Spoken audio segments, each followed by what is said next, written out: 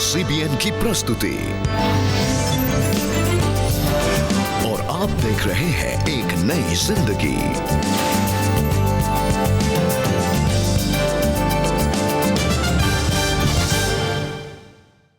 Good morning दोस्तों, एक नई जिंदगी में आपका स्वागत है। शुभ प्रभात मेरे अजीजों। दोस्तों, आज परमेश्वर अपने वचन से यिर्मयाह 31:31 से हमें कह रहा है कि मैं तुझसे सदा प्रेम रखता आया हूँ, इस कारण मैंने तुझ पर अपनी करुणा बनाई रखी है। परमेश्वर की करुणा हम पर है दोस्तों। बहुत ही खूबसूरत वर्ष है कि परमेश्वर की भलाई, उसकी मोहब्बत, उसकी प्रेम और करुणा हम पर बनी रहती है, क्योंकि हमारा परमेश्वर is a God of kindness and a God of great love. जी बिल्कुल, ये एक सच है कि परमेश्वर की करुणा हम पर हमेशा बनी रहती है। चाहे हम परमेश्वर से दूर हो जाएं, चाहे हमारे जीवन से हम परमेश्वर की आज्ञा का पालन ना करें, फिर भी परमेश्वर का प्रेम, उसकी भलाई हमारे जीवन पर बनी रहती है। और यही तो हम सीख रहे हैं रेबेका। पूरे महीने हमने ये सीखा है कि किस तरह हमें एक्ट्स ऑफ काइंडनेस दिखाना है, करुणा और भलाई लोगों को दिखानी है। मैं उम्मीद करता हूं दर्शकों कि आपने शुरू कर दिया होगा और ये एपिसोड और आपको इनकरेज करेगा कैसे आपको और परमेश्वर की करुणा और भलाई दूसरों को दिखानी है। जी बिल्कुल, और आज प्रोग्राम में हम जानेंगे कि किस तरह हम परमेश्वर की इस करुणा को, भलाई को अपने जीवन में रिसीव कर सकते हैं। दोस्तों, इससे पहले कि हम आगे बढ़े, आइए देखते हैं कि आज पहचान कौन में अल्फ्रेड हमसे क्या सवाल पूछ रहे हैं।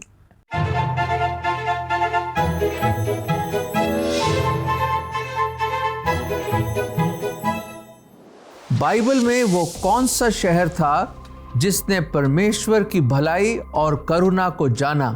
परमेश्वर ने योना को यहां प्रचार करने के लिए भेजा था। आपके ऑप्शंस हैं, पहला ऑप्शन दमिश्क, दूसरा ऑप्शन यरूशलेम, तीसरा ऑप्शन निनेवे और चौथा ऑप्शन सामरिया।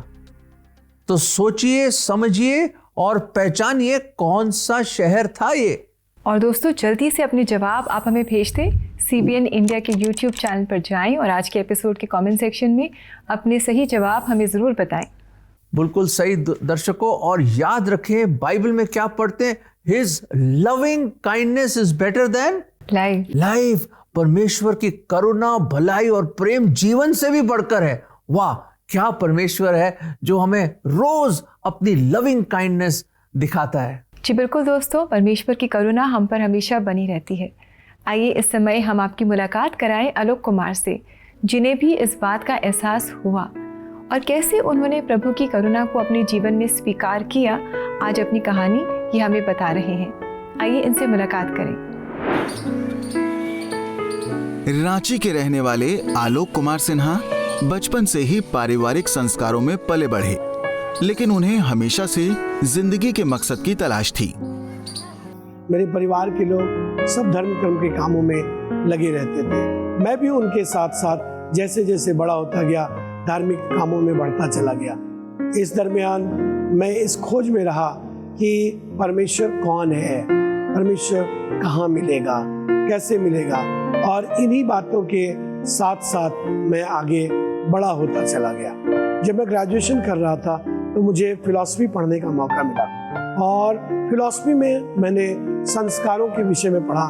16 संस्कार होते हैं, संस्कारों के बगैर मोक्ष की प्राप्ति नहीं होती। और यहाँ से मुझे मोक्ष के विषय में और अधिक जानने की उत्सुकता हुई। मैं मालूम करने लगा कि आखिर मोक्ष की प्राप्ति होगी तो कैसे होगी। अपनी पढ़ाई पूरी करने के बाद आलोक नौकरी करने की तलाश में पटना चले गए और यहाँ उनकी मुलाकात मिसेस वाजपेयी से हुई और वो उनके साथ मेडिकल रिप्रेजेंटेटिव के रूप में कार्य करने लगे। और कुछ दिन के बाद एक दिन वो मिसेस वाजपेयी से मिलने उनके घर पर गए। तो मैंने देखा वो एक किताब पढ़ रही थी। थोड़ी देर बाद जब उन्होंने किताब पढ़ने के बाद रखा उसे, तो मैंने देखा उस पर लिखा था पवित्र बाइबल। मैंने उनसे पूछा, मैंने कहा अब आजकल आप बाइबल पढ़ती हैं? उन्होंने कहा कि हाँ, मैं यीशु मसीह को जान गई हूँ और अब मैं चर्च जाती हूँ। और मैंने उनसे पूछा, क्या मैं आपके साथ चर्च चल सकता हूँ? उन्होंने कहा कि हाँ, चल सकते हो। और मैं जल्दी से तैयार हुआ और तैयार होकर के उनके साथ पहली बार चर्च गया। कि मुझे चर्च में जाना और वहाँ पर बैठना अच्छा लगने लगा। मुझे असीम शांति का अनुभव हुआ, वो अनुभव जो कहीं अब तक मुझे प्राप्त नहीं हुआ था, और मैं निरंतर चर्च जाने लगा। इसके बाद आलोक ने बाइबल को अपनी जिंदगी का हिस्सा बना लिया और प्रभु यीशु मसीह के वचनों को जानते चले गए। इसी प्रकार एक दिन जब मैं चर्च में गया तो वहाँ प्रभु के दास बिशप टोनी मत्ती रचित समाचार उसके 7वें अध्याय के 13वें पद से संदेश दे रहे थे कि चौड़ा है वो मार्ग जो विनाश की ओर जाता है, सकरे मार्ग से प्रवेश करो जो अनंत जीवन को प्राप्त करता है। और इस वचन को सुनने के बाद मेरे मन और मेरी आत्मा पर बहुत ही प्रभाव पड़ा। मुझे ऐसा लगा मानो मेरी खोज समाप्त सी हो गई हो। मैं समझ गया कि मार्ग, सत्य और जीवन प्रभु यीशु मसीह ही है, और मैंने तय कर लिया अब मैं चौड़े मार्ग की तरफ नहीं जो संसार का है, पर उस सकरे मार्ग पर चलूंगा जो प्रभु यीशु मसीह का है और जो मुझे मोक्ष, मुक्ति या छुटकारे की तरफ लेकर जाएगा। मैंने अपने मन में तय कर लिया अब चाहे कुछ भी हो, कितनी भी मुसीबत क्यों न उठानी पड़े, पर मैं इस मार्ग से हटूंगा नहीं। और यूं मानो मेरे सब सवालों का जवाब परमेश्वर ने दे दिया, और अब मैं समझ गया था कि यीशु मसीह मुक्ति का द्वार है, उसी के द्वारा मोक्ष की प्राप्ति है। मेरे सब सवालों के जवाब मिलने लगे थे, और ये सब परमेश्वर की दया के कारण हुआ था।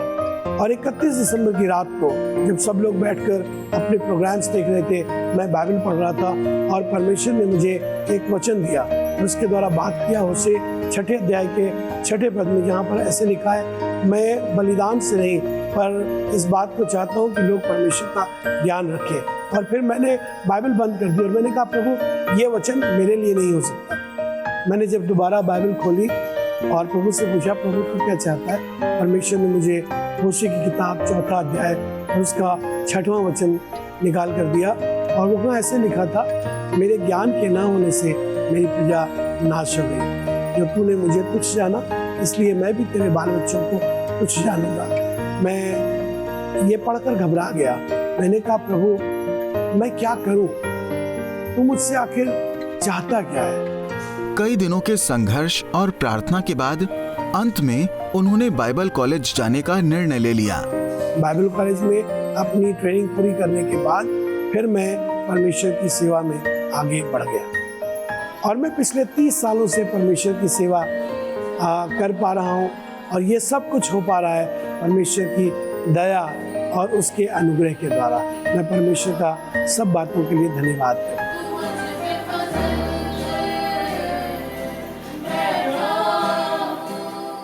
कितनी अच्छी कहानी है आलोक कुमार की। हमने देखा कि परमेश्वर उसके दिल के हृदय के जो दरवाज़ा है उस पर खटखटा रहे थे एंड फाइनली आलोक ने वो दरवाज़ा खोल दिया, परमेश्वर को अपने जीवन में एक्सेप्ट किया, रिसीव किया, और आज वो उनकी काइंडनेस को, उनके प्रेम को अपने जीवन में एंजॉय कर रहे हैं। वाह क्या अंदाज है हमारे खुदावंद का।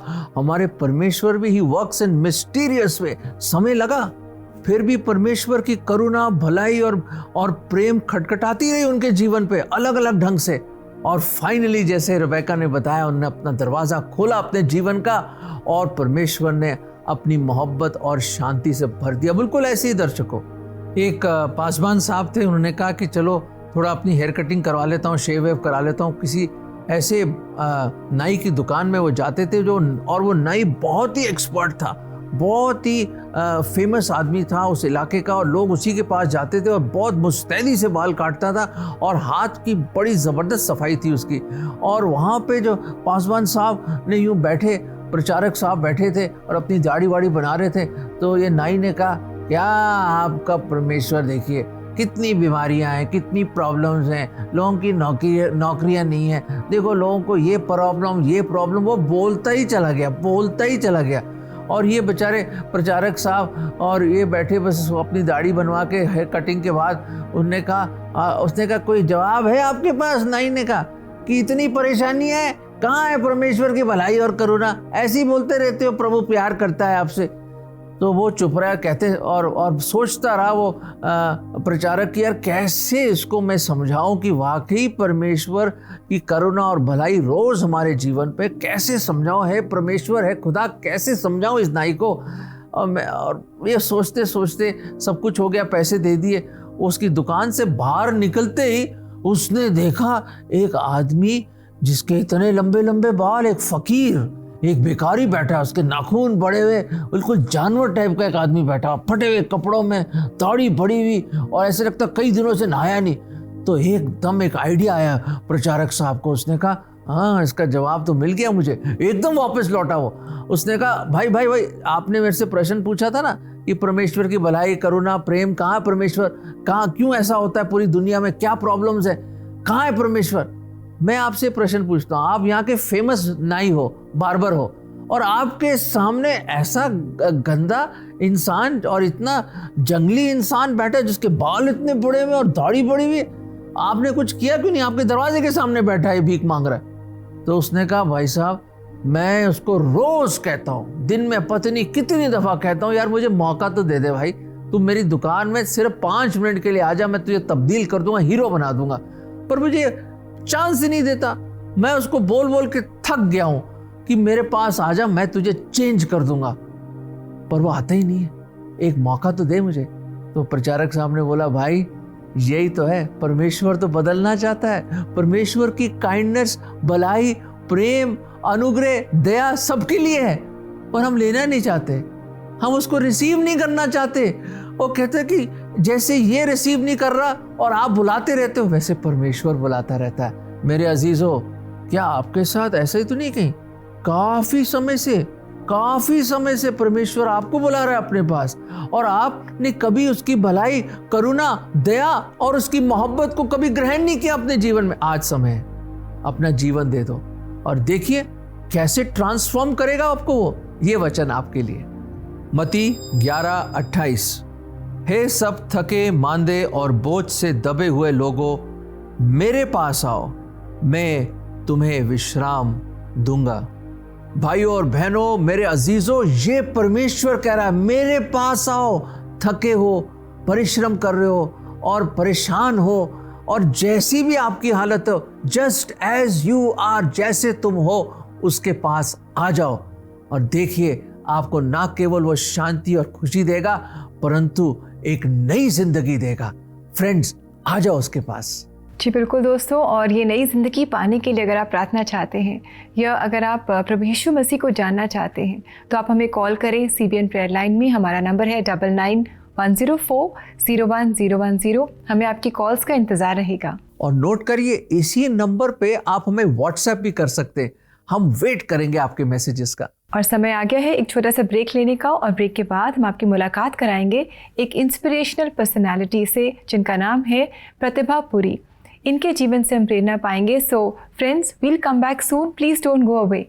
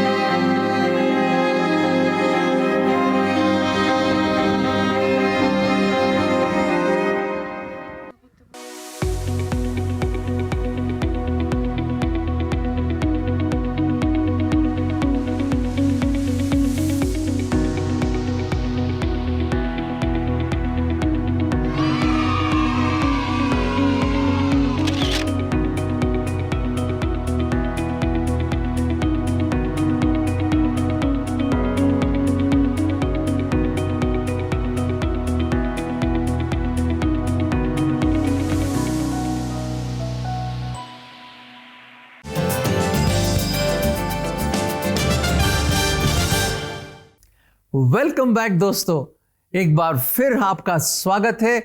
और हम किसकी चर्चा कर रहे हैं कि किस तरह परमेश्वर की करुणा और काइंडनेस और भलाई को हम किस तरह रिसीव करें अपने लिए। जी बिल्कुल, परमेश्वर की करुणा हम सब के लिए है, हमें बस उसे रिसीव करना है अपने जीवन में। और दोस्तों, अब समय है कि हम आपकी मुलाकात एक इंस्पायरिंग पर्सनालिटी से कराएं जिनका नाम है प्रतिभा पुरी। इन्होंने अपने जीवन में परमेश्वर की करुणा को पाया। इनकी पर्सनल लाइफ में इन्होंने बहुत सारे ब्रेक थ्रूज को पाया है, देखा है, और आज उसी अनुभव के द्वारा वो परमेश्वर की करुणा की एक मिसाल बन गई हैं। आइए दोस्तों, इस समय हम इनसे मुलाकात करें। दिल्ली की रहने वाली प्रतिभा पुरी का मन कई कारणों से बहुत अशांत था। जीवन में प्यार की कमी और हस्बैंड वाइफ के रिश्तों में कड़वाहट की वजह से प्रतिभा 5 साल तक डिप्रेशन में रही। मैं अपने जीवन में परिस्थितियों से अकेली जूझ रही थी, संघर्ष कर रही थी, और मेरे जीवन में बहुत सारे डर थे, अशांति थी, दोष था, गलानी थी, ब्रोकन रिलेशनशिप्स थे। मैं शांति को ढूंढ रही थी कि सच्चा प्यार और शांति कहाँ मिलेगी। इसी कारण मैं बहुत डिप्रेशन में थी। प्रतिभा की छोटी बेटी रूमेटिक फीवर के कारण बेड रिडन थी और छोटा बेटा एपिलेप्सी का शिकार। ऐसे में प्रतिभा इन परेशानियों से निकलने की हर संभव कोशिश कर रही थी। उसी के चलते मैंने बहुत कुछ ट्राई किया, जैसा कि मैं ज्योतिषों पे गई, vastu, feng shui, tarot card reading, face reading, palm reading मैंने ट्राई किया। मैंने रेड बुक की रेमेडीज भी की और सब कुछ मैंने ट्राई किया, लेकिन मैं जितना कोशिशें करती चली गई उतना अधिक शांति की कमी मेरे जीवन में हो रही थी। मैं उतना ज़्यादा और प्यासी हो रही थी। प्रतिभा जिस ज्योतिष विज्ञानी से ये सब सवाल किया करती थी, उन्होंने ही उसे एक घर में प्रार्थना सभा में जाने के लिए कहा। और अंदर गीत गाया जा रहा था जैसे मैं उस घर में प्रवेश करती हूँ कि परम पिता की हम स्तुति गाएं, वो ही है जो बचाता हमें, सारे पापों को करता क्षमा, सारे रोगों से करता चंगा। जबकि मैं उस प्रार्थना सभा में मैं पहली बार गई थी। मैं यीशु के बारे में कुछ नहीं जानती थी, मैं परमेश्वर के बारे में कुछ नहीं जानती थी, लेकिन वहाँ क्योंकि परमेश्वर की उपस्थिति थी, इसीलिए परमेश्वर के प्यार ने, उनकी दया ने, उनके अनुग्रह ने, उनकी शांति ने मुझे पूरी रीति से भर दिया। प्रतिभा ने जैसे ही बाइबल को पढ़ा और प्रार्थना की तो उनके जीवन में अद्भुत रीति से परिवर्तन आने शुरू हो गए। परमेश्वर का वचन बताता है कि परमेश्वर प्रेम है, और वचन हमें बताता है कि हे बोझ से दबे हुए लोगों, तुम मेरे पास आओ, मैं तुम्हें शांति दूंगा, मैं तुम्हें विश्राम दूंगा। और सच में मैंने जब परमेश्वर के वचनों को अपने जीवन में सुना तो मेरे जीवन में उन्होंने अपनी शांति को दिया, और मेरे अंदर जो इतने सालों से तूफान था, मेरे अंदर जो अशांति थी मेरे अंदर, परमेश्वर ने मुझे उन सारी चीज़ों से मुझे विश्राम भी दिया। और जैसे जैसे मैं वचन पढ़ती जा रही थी, मेरी अंडरस्टैंडिंग डेवलप हो रही थी वचन के अनुसार। बाइबल के वचन ने जहां उन्हें शांति दी, वहीं प्रतिभा की पारिवारिक और आर्थिक समस्याओं में भी सुधार होने लगे। जैसा कि वचन हमें बताता है कि यिर्मयाह 33:3 में परमेश्वर ने कहा कि तू मुझसे प्रार्थना कर तो मैं अपनी गूढ़ी भेद की बातें तुझ पर खोलूँगा, जिसे तू नहीं जानता है, तू नहीं जानती है। मैं अपने जैसा कि बिजनेस के लिए प्रार्थना कर रही थी तो परमेश्वर ने मुझ पर रिवील किया जो कि प्रतिभा तुम प्रॉपर्टी का बिजनेस करो, और परमेश्वर ने हमें उस बिजनेस में सफलता दी। परमेश्वर के प्रेम, दया और करुणा ने मेरे जीवन को बदला। दवा और दुआ से प्रतिभा के बच्चों की सेहत में भी सुधार होने लगा, और आज चंडीगढ़ में रहते हुए प्रतिभा परमेश्वर की दया और प्रेम के बारे में बताकर दूसरों को भी प्रेरित करती हैं। मैं आज उन लोगों से बात करना चाहती हूँ जो किसी प्रकार की नकारात्मक परिस्थितियों से होकर गुजर कर जा रहे हैं। परमेश्वर के प्रेम को जाने, उनकी दया को जाने। जैसा परमेश्वर की दया ने मेरे जीवन को बदला, ऐसा ही परमेश्वर की दया आपके जीवन को भी बदल सकती है और आपके जीवन को आशीषों से भरपूर कर सकती है। What an inspiring story. Pratibha Puri ji से मुलाकात करके बहुत अच्छा लगा, बहुत इंकरेजमेंट मिली। कैसे परमेश्वर की काइंडनेस ने, करुणा ने इनके जीवन को बदल दिया। और इतनी तकलीफें, इतनी प्रॉब्लम्स, इतनी बीमारी, इतनी मुश्किलातों में भी परमेश्वर ने उनको सब में से उनको निकाला, और अब कितनी प्रोस्पेरिटी है, कितनी ब्लेसिंग्स देखने को मिलती है परमेश्वर की। और वो खुद अब जा के लोगों के लिए दुआ कर रही है हॉस्पिटल्स में। मतलब हम प्रभु को धन्यवाद देते हैं उनके जीवन के लिए।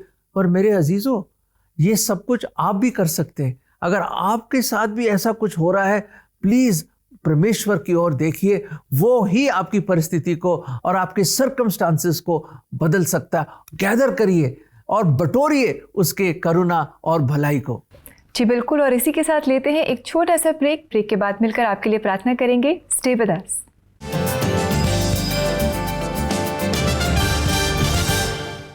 ग्लोशिया, आज आप पहले स्टार्ट करें। अरे नहीं निवेदिता, पहले आप स्टार्ट कीजिए। आप सब कंफ्यूज ना हो, ये पहले आपका कल्चर बहुत पुराना है और हमने कई बार देखा है। ये बात हम कभी लेडीज को कहते हैं, कभी बच्चों को और कभी बड़ों को। पर क्या आपको पता है, पहले आपकी हैबिट बहुत बार लाइफ चेंजिंग हो सकती है। जी हाँ बिल्कुल निवेदिता, जैसे कि अपने से बढ़कर पहले दूसरों को बड़ा समझे, according to Philippians chapter 2 verse 3। अगस्त के महीने में हम काइंडनेस या लव योर नेबर पर फोकस करते हुए आपके लिए प्रार्थना करेंगे। हम काइंडनेस दिखा सकते हैं मुश्किल से मुश्किल समय में, काइंडनेस अपने घर या वर्क प्लेस में, काइंडनेस अपने खुद के प्रति या फिर किसी स्ट्रेंजर के प्रति। तो CBN प्रेयर लाइन के साथ जुड़े, प्रार्थना में शामिल हो। हमारा नंबर है 9910401010, ताकि परमेश्वर आपको विजडम और काइंडनेस दे to help and bless others.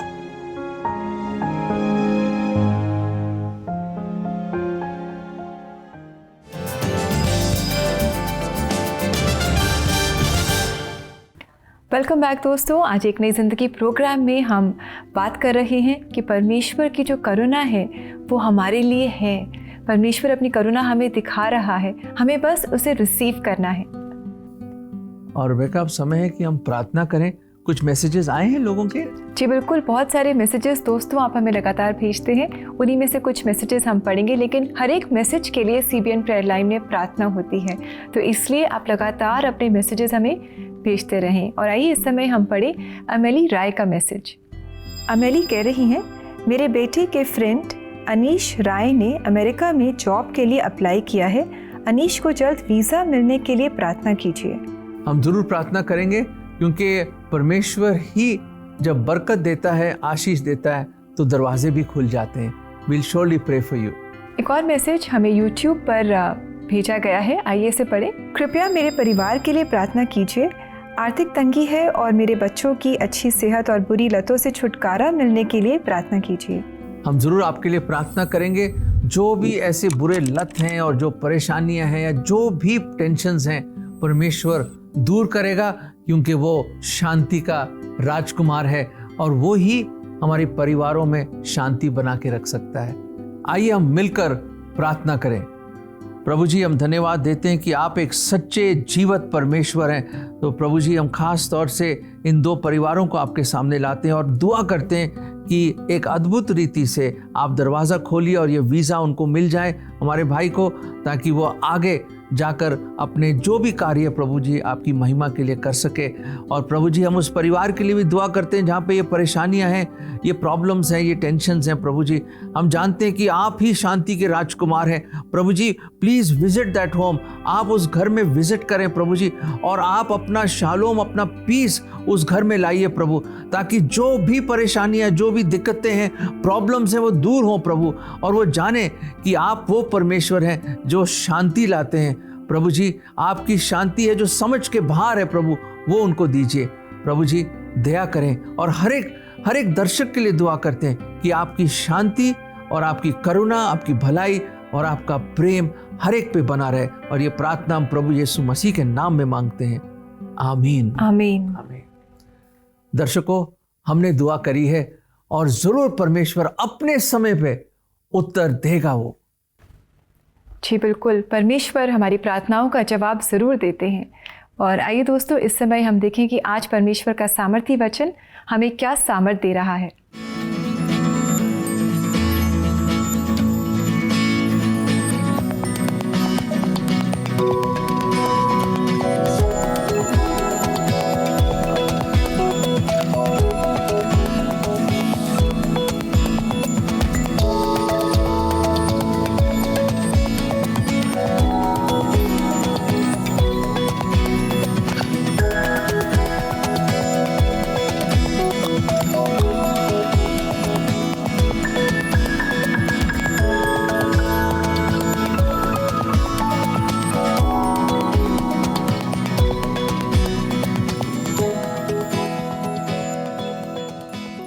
परमेश्वर का वचन हमें बता रहा है कि उन्होंने अपनी करुणा, भलाई, अपनी दया हमें कैसे दिखाई? प्रभु यीशु मसीह के द्वारा उन्होंने प्रभु यीशु मसीह को, अपने इकलौते पुत्र को हमारे लिए बलिदान कर दिया। वो तीसरे दिन जी उठे और आज वो हमारे जीवित परमेश्वर हैं। आइए दोस्तों, हम भी एक दूसरे को करुणा दिखाएं, परमेश्वर की करुणा दिखाएं और एक दूसरे के जीवन में एक अच्छा बदलाव हम लेकर के आएं। बिल्कुल सही कहा रेबेका, अच्छा बदलाव, ट्रू चेंज। क्या देखा हमने आज के इस पूरे एपिसोड में? आलोक की जिंदगी खुदा ने बदल दी। कितना अद्भुत काम हुआ उनके जीवन में। प्रतिभा जी की जीवन से देखा हमने कि कैसे उनकी लाइफ में इतनी परेशानियों, इस तूफान में, इन परेशानियों के तूफान से खुदा ने उनको निकाला और आज वो दूसरों को ब्लेस कर रही हैं, दूसरों के लिए एक आशीष का बायस बनी है। मेरे अजीजों, परमेश्वर चाहता है कि आप भी एक ब्लेसिंग बनो लोगों के लिए। आप भी परमेश्वर के इस वचन को और उसके प्रेम को और उसकी भलाई को और उसकी दया को दूसरों तक पहुंचाएं। परमेश्वर हमारी और आपकी मदद करे कि हम पूरी जिंदगी उसी की सेवकाई में लगाएं। आइए दोस्तों, हम सब अपने संसारिक चीज़ों से अपने मन को फिराएं और परमेश्वर की ओर हम आगे बढ़ें। उनकी करुणा को, उनकी लविंग काइंडनेस को अपने जीवन में हम एक्सेप्ट करें, रिसीव करें। और यही गीत हम आपके लिए लेकर आए हैं, जो गा रही है पेंटिकॉस्टल चर्च ऑफ गॉड, संसार से मन फिराओ। आइए इस गीत के द्वारा हम परमेश्वर की स्तुति आराधना करें, इससे बहुत आशीष पाएं। कल आपसे फिर मुलाकात करेंगे। तब तक के लिए दोस्तों, नमस्कार। God bless you. संसार से